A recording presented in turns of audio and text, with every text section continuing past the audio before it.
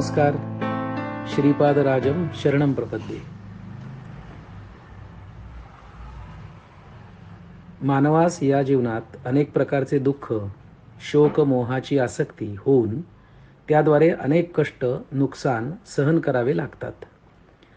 त्यातून सोडवण्यासाठी म्हणजे आसक्तीतून का दुःख, शोक, मोहातून, त्यातून सोडवण्यासाठी केवळ परमात्माच समर्थ आहे. म्हणजे नक्की कोण? ती अशी कोणी व्यक्ती आहे का? सुपर नॅचरल पॉवर्सचं बॉडी माइंड इन्स्ट्रुमेंट आहे का? परमात्मा आहे आणि तो समर्थ आहे. कशामध्ये, कशासाठी? तर त्यातून सोडवण्यासाठी. म्हणजे अनेक प्रकारची जी दुःख आहेत, शोकमोहाची आसक्ती आहे आणि त्याचा परिणाम म्हणून जे कष्ट आणि नुकसान सहन करावं लागतं, यातून सोडवण्यासाठी केवळ परमात्माच समर्थ आहे. मग आपल्याकडे म्हणतात की आपण प्रत्येकजण परमात्म्याचे अंश आहोत. म्हणजे क्वालिटी वाईज आपण परमात्माच आहोत. म्हणजे मीच ह्यातून स्वतःला सोडवण्यासाठी समर्थ आहे का? मग अटॅचमेंट, आसक्ती हा प्रॉब्लेम असेल तर डिटॅचमेंट हे सोल्युशन ठरेल. मग अटॅचमेंट माझ्यामुळेच आहे, मी अटॅच्ड आहे, तर मी डिटॅच्डही होऊ शकतो. मग वामनराव पैंचं वाक्य खरं ठरू शकतं का की तूच आहेस तुझ्या जीवनाचा शिल्पकार? पण जीवन जर बांधलेलं असेल, बद्ध असेल, पारतंत्र्यात असेल, तर कसलं शिल्प? म्हणजे मी जर बंधन मुक्त असेन, जसं पशुची व्याख्या, पाशाने बद्ध असलेला तो पशु. आणि साधारणपणे पाशाचा जर विचार केला तर तो भूतकाळाचा पाश असतो. म्हणजे पूर्वी घडलेल्या घटना किंवा आपल्यामध्ये जे काही स्टोअर्ड आहे, साठवलं गेलं आहे, भूतकाळातलं अनुभव असतील आणि त्याच्या आधारे जर निर्णय होत असतील तर ते निर्णय पास्ट ओरिएंटेड आहेत का? भूतकाळाने प्रभावित आहेत का? म्हणजे मी पशु आहे का? म्हणजे मी बांधलेला आहे का? आणि मग जो बांधलेला आहे तो कसा सोडवण्यासाठी समर्थ असेल? म्हणजे मला पाशातून मुक्त व्हायचं आहे, म्हणजे भूतकाळातून मुक्त व्हायचं आहे, जेणेकरून मी स्वातंत्र्यात येईल. मग स्वातंत्र्य कशाला म्हणायचं? तर गाडीचा जो न्यूट्रल गिअर आहे, हा न्यूट्रल गिअर अशी जर चित्ताची अवस्था असेल तर ती स्वातंत्र्याची अवस्था. कारण त्यातून कुठलाही गिअर टाकता येतो. न्यूट्रलमधनं रिव्हर्स पण टाकता येतो, फर्स्ट, सेकंड, थर्ड, फोर्थ पण टाकता येतात. याचा अर्थ मी सातत्याने जर न्यूट्रल गिअरमध्ये राहत असेल, राहण्याची सवय लावून घेतली किंवा ते मला साध्य झालं, तर मग मी सोडवण्यासाठी समर्थ या दिशेने विचार करू शकतो.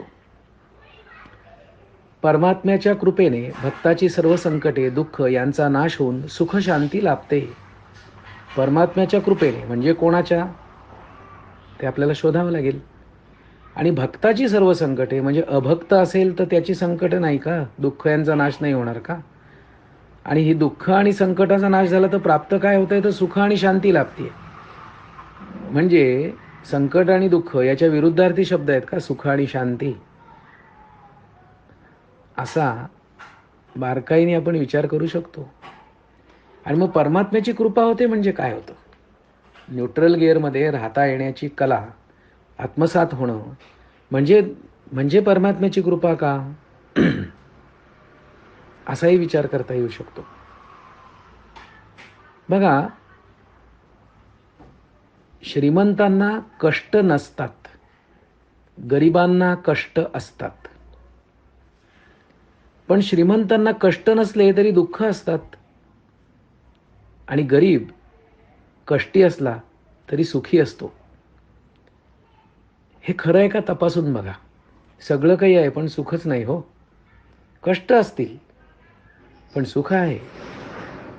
छोटंसं काही मिळालं तरी सुख वाटतं गरीबाला. मग आता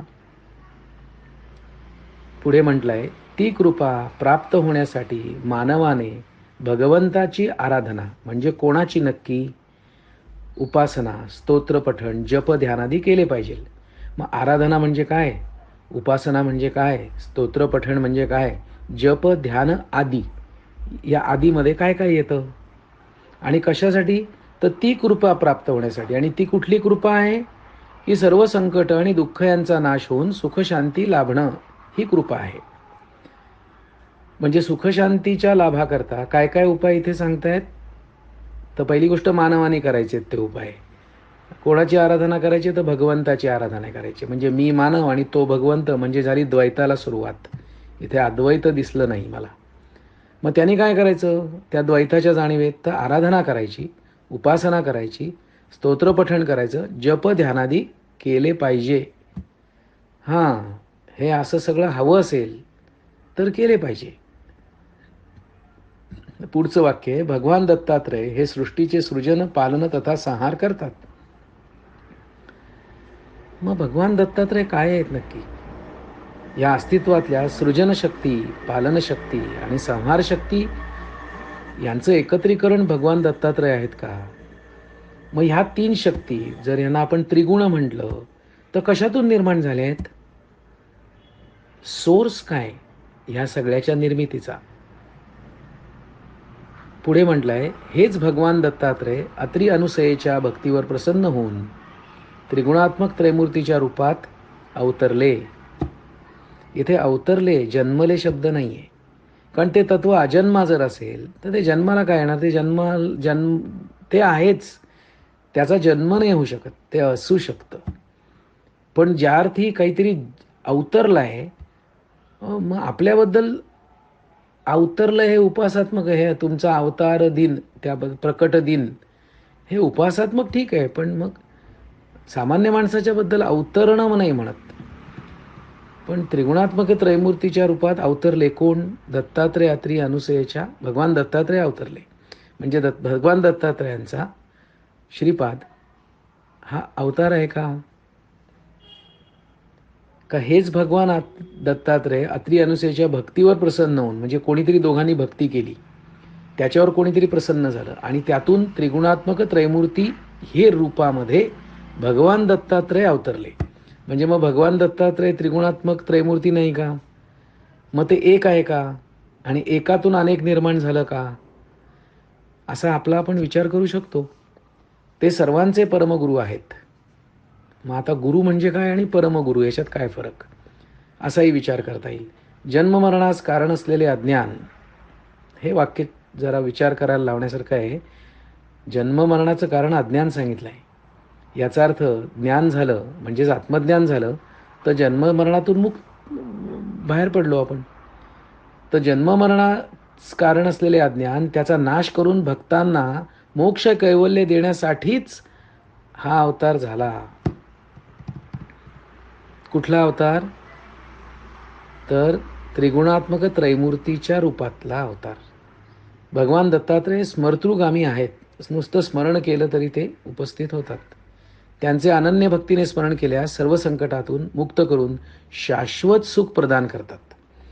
शाश्वत सुख ना विचार करायला लावणारा शब्द आहेत हे दोन. सुख तात्पुरतंच असतं का? आणि मग जे कायमचं असतं त्याला सुख म्हणायचं का? त्याला शाश्वत सुख मग काय आहे? जर पंचेंद्रियांच्या मार्फत प्राप्त होणारी अनुकूल संवेदना सुख असेल तर ती संवेदना जोपर्यंत आहे तोपर्यंतच सुखद वाटणार आहे. म्हणजे त्या सुखाला जे पंचेंद्रियांनी प्राप्त होत आहे त्याला शाश्वत सुख म्हणता येईल का? म्हणजे ते इंद्रियातीत असलं पाहिजे काहीतरी. पंचेंद्रियांच्या मर्यादा आहेत, त्या मर्यादांच्या मार्फत ज्या संवेदना प्राप्त होत आहेत त्यामुळे जे सुख लाभत आहे ते शाश्वत कसं म्हणायचं? कारण त्या संवेदना नष्ट झाल्या की ते सुख नष्ट होत आहे, म्हणजे शाश्वत नाही. So this is very interesting आहे हे सगळं. असं आपण बारकाईने विचार करू शकतोय याच्यामध्ये. भगवान दत्तात्रय जगदोद्धारासाठी इसवी सन 1320 मध्ये आंध्र प्रदेशातील पूर्व गोदावरी जिल्ह्यात पिठापूर क्षेत्री अप्पलराजू आणि सुमती या पुण्य दाम्पत्याच्या पोटी श्रीपाद श्रीवल्लभ नावाने प्रकट झाले. पुन्हा शब्द प्रकट झाले असा आहे. मॅनिफेस्टेशन. दत्तात्रयांचा हा आद्य अवतार होय. त्यानंतर कारंजा क्षेत्रात श्री नृसिंह सरस्वती या नावाने दुसरा अवतार घेऊन अद्भुत असे चरित्र दाखविले. गुरुचरित्र या मराठी ग्रंथात अति अल्प असे श्रीपादाचे चरित्र वाचायला मिळते. पण या दिव्य चरित्रामृतात 53 अध्यायामध्ये त्यांचे चरित्र वर्णन केले आहे. वाचकांना हे चरित्र वाचत असताना श्रीपादांच्या सान्निध्याची अनुभूती येते. शब्द अनुभूती आहे, अनुभव नाही. श्रीपादांच्या लीला बाळकृष्णाच्या लीलांसारख्या आहेत. त्याला लीला शब्द वापरलाय. या चरित्राची रचना श्रीपादांनी त्यांच्या काळातच त्यांचे समकालीन परमभक्त शंकर भट्ट यांचेकडून करून घेतली. म्हणजे शंकर भट्ट हे निमित्त मात्र आणि करता कर्तविता तो. सर्व भाविकांना याचा लाभ व्हावा म्हणून श्रीपाद श्रीवल्लभ यांच्या आज्ञेने श्री हरिभाऊ निटुरकर यांना मराठी अनुवाद करण्याची विनंती केली आणि श्रीपाद श्रीवल्लभ यांच्या कृपेने हा ग्रंथ पूर्ण झाला. या चरित्राचे पारायण केल्यास मानवास संसाररूपी भवसागरातून मुक्ती मिळते. म्हणजे काय? संसाररूपी भवसागरातून मुक्ती मिळते. मग भवसागर नष्ट होतो का मानव नष्ट होतो? काय घडतं? मुक्ती मिळते म्हणजे असा विचार करता येईल. त्यांची कृपा प्राप्त होऊन शाश्वत सुखाची प्राप्ती होते. पुन्हा शब्द शाश्वत सुख वापरलाय.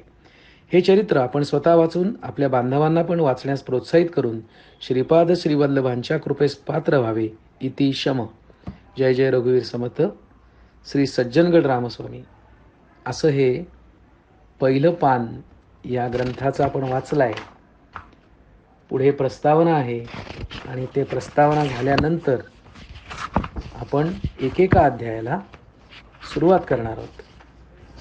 अध्यायांना सुरुवात करण्यापूर्वी कुठला अध्याय वाचल्याने काय पठन केल्याने कशाची प्राप्ती होते ती अनुक्रमणिका सुद्धा वाचणार आहोत आपण. नंतर श्रीपाद श्रीवल्लभ स्तोत्र आहे ते वाचणार आहोत आणि त्यानंतर अध्याय पहिला श्री व्याघ्रेश्वर शर्माचा वृत्तांत असं शीर्षक असलेला आपण टप्प्याटप्प्याने वाचायला सुरुवात करणार आहोत. आपल्याला घाई नाही आहे. हा ग्रंथ उरकायचा नाही आहे वाचून. माझे एक गुरु होते, ते म्हणायचे कुठली एक गोष्ट जर नीट कळली तर आपल्याला सगळं कळू शकतं. पण म्हणजे काय? तर मग सगळं कळण्याची गरज आहे का? नाही, एक गोष्ट नीट कळण्याची गरज आहे. त्यामुळे आपण ह्या सगळ्यातनं एक गोष्ट जरी आपल्याला नीट कळली तरी आपल्याला सगळं कळू शकतं. या विधानावर विश्वास ठेवून पाहूया आणि पुढे जाऊया. धन्यवाद. श्रीपादराजम शरणं प्रपद्ये.